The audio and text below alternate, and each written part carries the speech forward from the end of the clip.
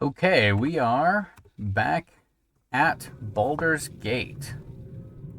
Let's change this over. There we are. Okay, where were we? We were reading a bunch of these books. So, I think at this point we can read some miscellaneous selection of them because I think that there's the whole Shadows of something or other. It wasn't Shadows of oddly enough. But, now I better double I check hope that. this is worth it. What were they called again? Shadow Dale. That's right. All right. So let's just read some other books, and we'll go for this one: History of, I'll say Lurien or Lurin. Lurin. Let's say Lurin. History of Lurin, land of the Halflings. The Halflings of Lurin claim that it is the original homeland of Halflings in the realms. This is the Forgotten Realms. Jump too far. Although other halflings may disagree with this, it is true that Lurin was settled hundreds, perhaps thousands of years ago. Quite a big jump there in the text. Okay, so Lurin's history is one of conquerors and subjugation. Throughout the centuries, the halflings have been conquered by barbarians who used to inhabit Dambrath, by the kingdom of Estegund, and even once by the monsters of Baldur. In every case, the invaders were eventually defeated because they made the mistake of underestimating the halflings due to their small stature. Lord of the Rings, anyone? Anyone? A good bit of mischief, mayhem, and general troublemaking by the halflings also helped end the occupations. Okay. Currently, Lurin is enjoying unprecedented prosperity. The halflings are currently taking advantage of their relationship with the nation of Durbar. Durpar? Their biggest customer and greatest competitor. What a great economic relationship right there. Also, through these close ties with Durpar, Lurin has protected itself against another Dambray invasion. The rulers of Dambrath must know that if they begin to expand to the east, they will arouse the ire of Durpar, as well as Var and Estegund. The threat of a trade embargo and or military consequences have kept this aggressive nation away from the Luriners. You know, the and or always sounds way too much like I'm reading an actual report in the real world. And or, oh, it's a game. Legalese, come on. Okay, it's fine. Anyway, that's cool to know about the halflings. I guess they're kind of like the halflings of the Lord of the Rings in the sense of being surprisingly good at being underestimated and then coming through, I guess. Okay, history of Sembia. The land of Sembia was settled by humans coming to the Sea of Fallen Stars from the south, and was originally chosen for its stand of huge, high-quality Ilir wood timber so prized in shipbuilding. Definitely not real world. I've never heard of such a timber, and I used to work in forestry. I'll correct myself. No timber that lives where I live. Okay, however, as the forests were cleared over the years, the tree cutters came into increasing conflict with elves that feared the loss of their entire wood. I can understand that. All right. This would undoubtedly have occurred had not the hastily gathered mercenary troops, of the fledgling land been defeated by the elves at Singing Arrows, 884 DR. What is that? Blah blah blah reckoning, or something like that. Like the DR date. Can't remember what it is.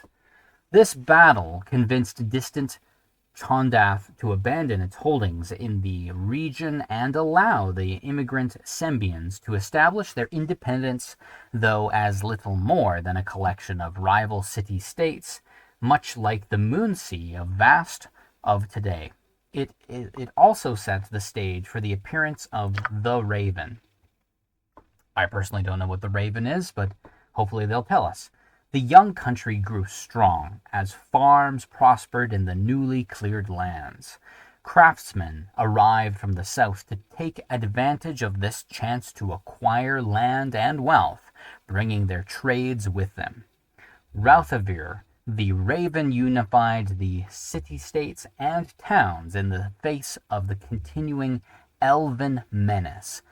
Wow, we're getting just downright racist about the elves here, and insisted on maintaining a standing army as opposed to a sitting army, which he kept in practice by policing Sembia's borders and improving its roads.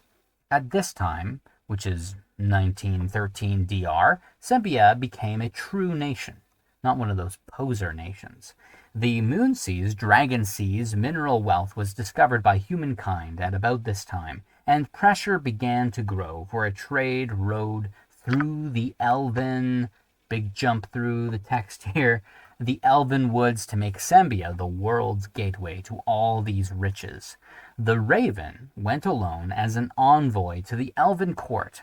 There he asked the elders of their council to approve a road open to humans, linking Sembia to the shores of the Dragon Sea.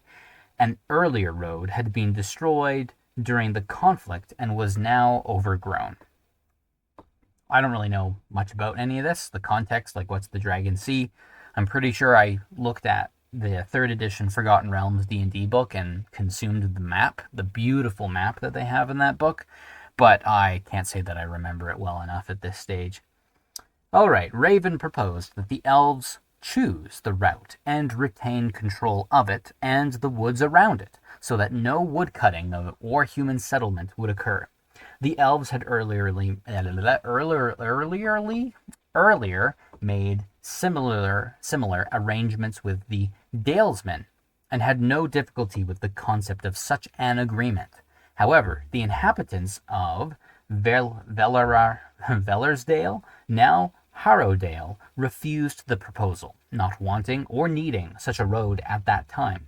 Curious, since later a ruler of Harrowdale commissioned the disastrous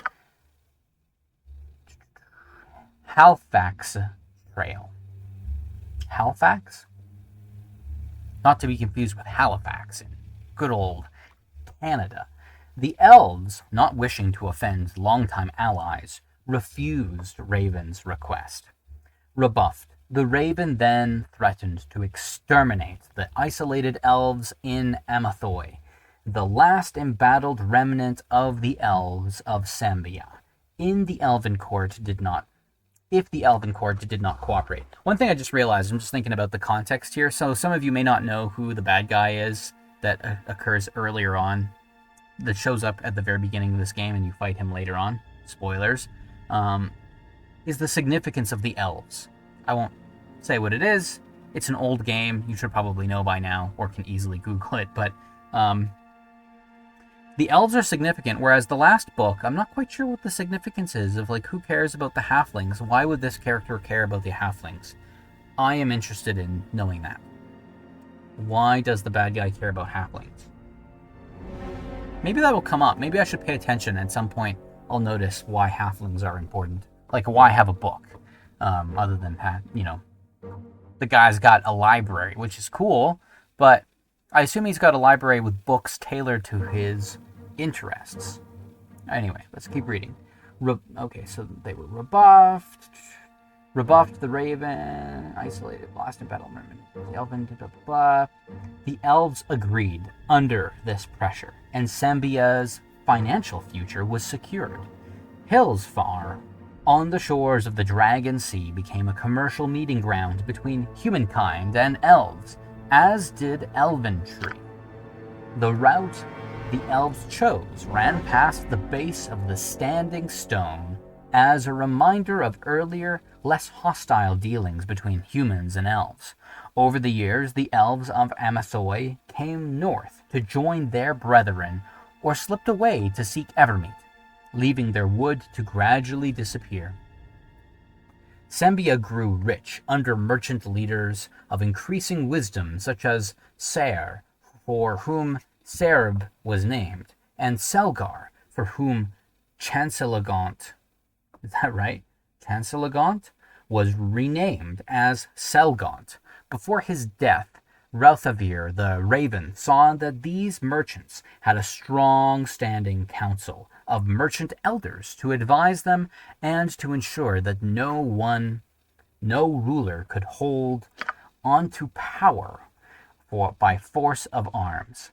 Then this far-sighted man, creator of a nation, now half blind and infirm from old war wounds, rode north into the elven woods and disappeared. None know what happened to him or where his bones lie, save perhaps some few elder elves. That was a pretty cool one. I mean, there's lots of missing context that I don't have, but the whole, like, the elves fading away, the woods disappearing, yeah, it's very Lord of the Rings-esque, as Lord of the Rings is really the root of so many pieces of fantasy. Yeah, it was good, though. What's next? Let's do this, let's keep organized, for one thing. What do we got here? History of Tethir. Let's read it. History of Tethir. For the past 1,500 years, Tethir had a single strong royal family ruling with absolute power. As opposed to relative power. I don't know. When a king died or became incapacitated, his oldest son took the throne. As the family trees of those close to power became more intertwined and complicated, there were the inevitable wars of succession and bickering over which second cousin was the true heir to the throne. Dark, this is some Game of Thrones stuff, except this is older than Game of Thrones. All right. Civil wars were brief, however, and once the fighting was over, the system returned to normal until the next major dispute in a few hundred years or so. The established recurring cycle was broken 10 years ago. So this doesn't mean a ton to me because when was 10 years ago? Like, this book was written at some time, but when was it written? There's no date. I assume kind of naively that this is supposed to be like 10 years ago, plus or minus, not minus, but a plus maybe a few years at most, ish, kinda, I'm guessing. But how old is this book? So the current ruling family had been in power for over 350 years, so long that they had dropped their own family name centuries ago. No one even remembers it now, and simply calls themselves Tethir. King Alamandar the Fourth was comfortably ruling from Castle Tethir, and the country seemed happy enough. But there was a broad current of dissatisfaction among the people of Tethir. Non-humans were forbidden by law to own land. Back to the racism. And since most rights and privileges accorded citizens were based on land ownership, classism, they became second-class citizens as well. Classism. Classism. Okay. Things were especially bad for elves, who were driven deep into the forest of Tethir. Interesting, it's like Teth-YR up here, and then it's Teth-IR over there, by royal armies. Alamander IV took land away from rightful owners and gave it to nobles who promised larger contributions to royal treasury. Wow. Does this sound anything like politics today? Okay. These social and economic inequalities, coupled with several harsh winters and bad harvests in a row, made the time ripe for a change.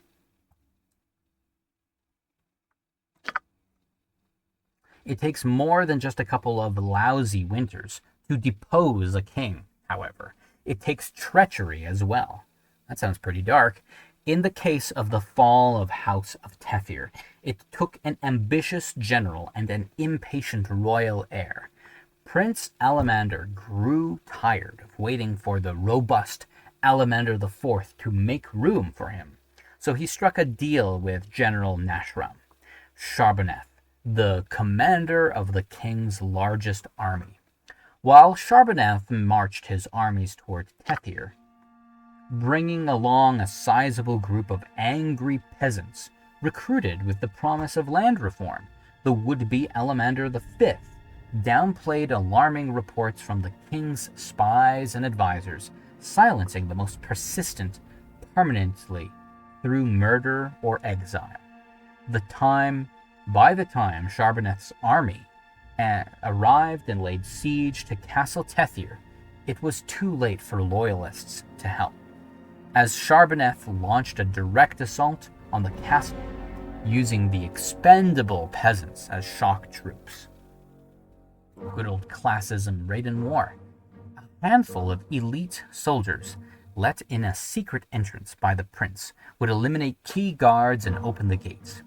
At the same time, the prince, one of the few people allowed to see the king directly, would murder his father. A fire set by the elite troops would destroy evidence of treachery. The general and the prince would emerge from the conflagration and announce a new joint government. The plan was executed perfectly, but only up to a point. What a weird thing to say. It was like perfect. Oh, oops, my bad. But I forgot the part where it wasn't. Okay then. Sharboneth double-crossed the prince. Why did I see this coming? Like, I didn't say it, but I was kind of like, power and power mongers. Power mongers don't like to share power. So I am not surprised by this plot twist. Not gonna lie. Okay. His men were much too efficient in setting the castle ablaze. And Prince Alamander, along with most of his fellow conspirators, died horribly in the fire. At about the same time, a spy planted on the general's inner staff by the equally duplicitous Alamander murdered the general and dissolved his bad body with a powerful acid before anyone could come to his aid. To make matters worse, everyone had underestimated the resentment the people felt for the royal family. Once Castle Tethir began to fall, there was no holding back the mob.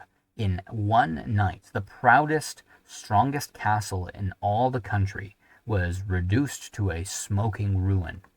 Everything of value, fine tapestries, plates. Gotta mention the plates, what a loss. And silverware, double loss. Furniture, jewelry, weapons, clothes, armor, paintings, statues, etc. The things that we all have around our houses, like statues, were either stolen, burned, or just ripped apart and stomped into the dust. As news of the fall of the royal family spread, so did the chaos in what is now known as the 10 Black Days of Elite. I wonder why. Why that name? Hopefully they tell us. Anyone known or even suspected of blood connection to the royal family was put to the sword. Okay.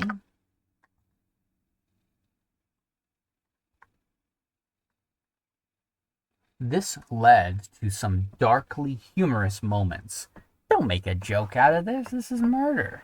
As social climbers who had bragged just a week before of being a sixth cousin twice removed of a royal aunt tried in vain to convince an angry mob that they were only kidding. Just kidding. It was a big deal that I was closely related to that noble, except that was just JK. I didn't want the power. Just kidding. The nobles were the biggest supporters of the royal family. The nobles, who were the biggest supporters of the royal family, also came under attack, and some baronial keeps fell. Local leaders who had adequately distanced themselves from the Tethir family, or were popular enough, or feared strong enough, survived. These surviving nobles became the initial players in the fight to decide the fate of Tethir. One thing was certain. Only one. Everything else was uncertain. Any leader or type of government that is too closely resembled rule, that too closely resembled rule under the Tethirs would not be accepted. The royalist, royalist became a dirty word. So dirty. A dirty word in Tethir society. The power struggle continues. The power struggle continues to this day, and there is no sign of it ending anytime soon. So Tethir has had quite a rough time. Lots of, fair to say, racism and classism tearing the place apart.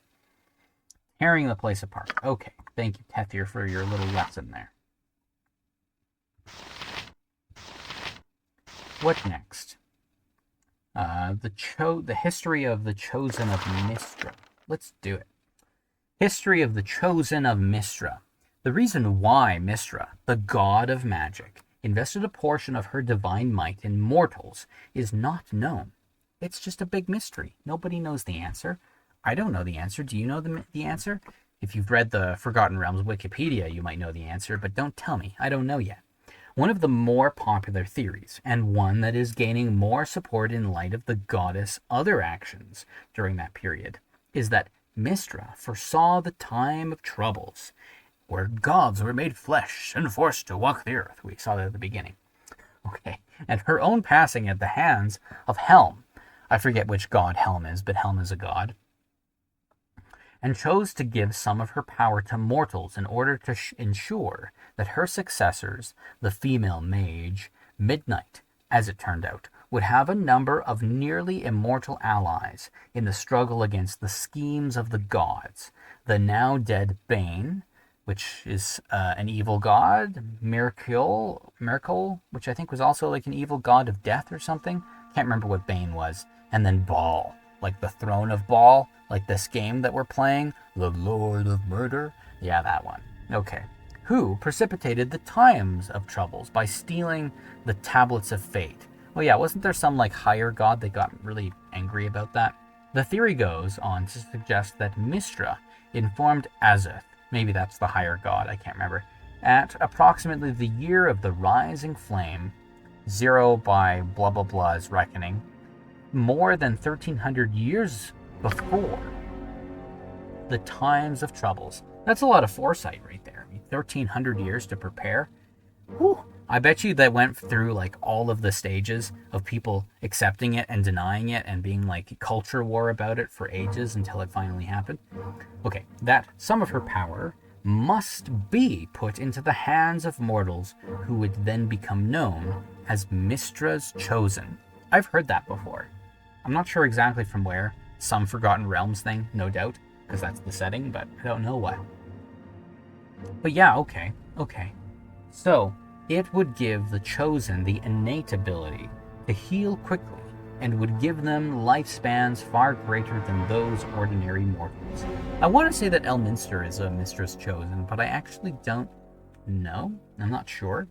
Mistra speculated that these mortals might be able to call on her power and thereby gain some special abilities. The powers of power, the magical pow-pow. But that these powers would not rival those of a deity. See powers below. Okay. The goddess of all magic then began to select mortals she thought to be suitable. Oh, I called it. By memory, probably. I probably recalled this from somewhere. One of the first was the young mage Elminster, and she also singled out a promising wizard named Kelben Aronson. Have we heard that name before? I think we have.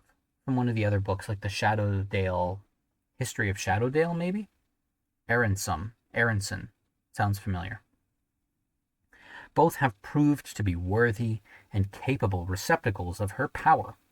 But Mistra's other early attempts to invest her power in living humans were unsuccessful, and she came to realize that only very few mortals were of stern enough substance to contain such power within themselves without being destroyed or corrupted. Even though some of these people aside from Elminster and Kelben may have possessed the requisite strength, it is possible that having lived for years prior to being visited by Mistra had set them on a path from which they were not able to deviate. Whatever the reason, the problem needed to be solved. To get around the difficulty, Mistra devised a plan to use herself as a vessel to breed individuals who could be nurtured. This is like some weird stuff going on right here. Could be nurtured and acclimated to her power from the very beginnings of their lives. For the father of these individuals, she picked the best example of human stock she could find, Dornall Silverhand. I have no idea who this is. A nobleman and a former harper who lived near Neverwinter. Mistra then possessed the body of Elu Shandar, a half-elven sorceress whom Dornall was already attracted to. Already. Maybe they went on a date. I don't know. Mistra revealed her presence and her plan to Elhu.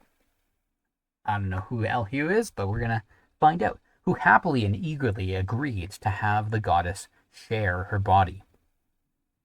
Okay, then. A little bit of possession going on. Elhu had been reluctant, but under the influence of Mistra, the woman became a seductress, and Dornall found his advances being suddenly returned with great fervor. That's weird. Can I say that that's weird? Oops, I jumped too far ahead.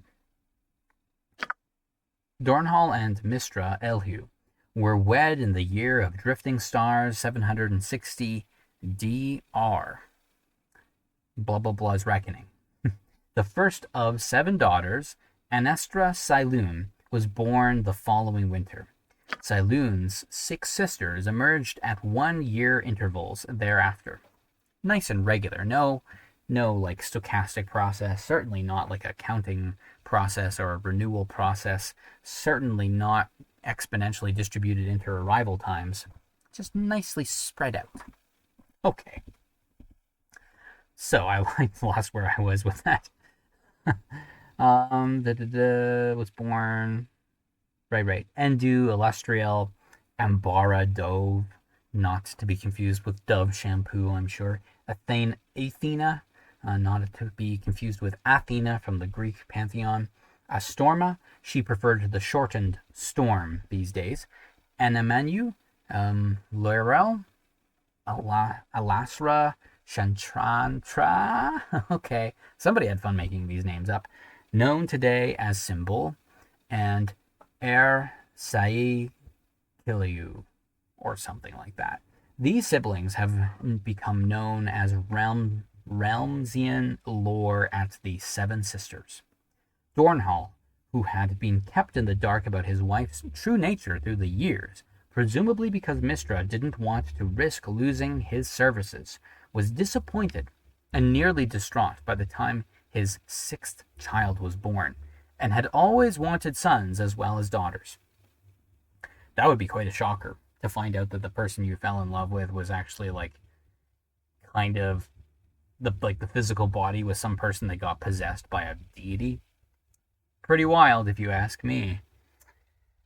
More importantly, he was seeing his wife deteriorate. These jumps are not great. Who invented this? This slider, I tell you. Oh, did I just see the word lich? Let's keep reading here. Mistra didn't want to risk losing his services, was disappointed and nearly distraught by the time his 6 blah blah blah. He had always wanted sons as well. Okay, good. More importantly, he was seeing his wife deteriorate right before his eyes. The strain of coexisting with the goddess of all these years had turned Elu into a withering shell. In essence, a lich. As one does, clinging to life only because Mistra's power was within her. Yikes. An intelligent corpse, basically? When Elhu was carrying the 7th child, Dornall consulted a priest, who told him his wife had been possessed by an entity of great magical power. To spare both of them any further agony, he attempted to slay his wife's physical form by severing her head from her body. As soon as he had done this, Mistra was forced to reveal herself, to him, and she went on to explain her scheme. Just as she had worried would happen, Dornhall was aghast by how he. These jumps, like just clicking like a little tap on that down button, just such big jumps that I lose my spot every time. And as soon as she was done this, Dornall was aghast. He turned his back on the corpse of his wife, abandoned his lands and his children, and vanished into the north. Mistra bore him no ill will, and in fact protected him for the final 30 years of his life. Weird consolation prize, I guess? When Dornhall finally did meet his end, he called out to Mistra, and the goddess granted him continued existence as her servant. Wow. Now known as the Watcher, Dornall Silverhand travels the world unseen by mortals on a continuing mission to locate candidates to swell the ranks of the Chosen and to identify possible threats to Mistra and her minions. Pretty dark. Pretty dark, I got to say. Okay, I think that's probably good for this video. There's lots more reading to do. We'll do it another time. Thanks for watching, and I'll catch you in the next one. Take care. Bye.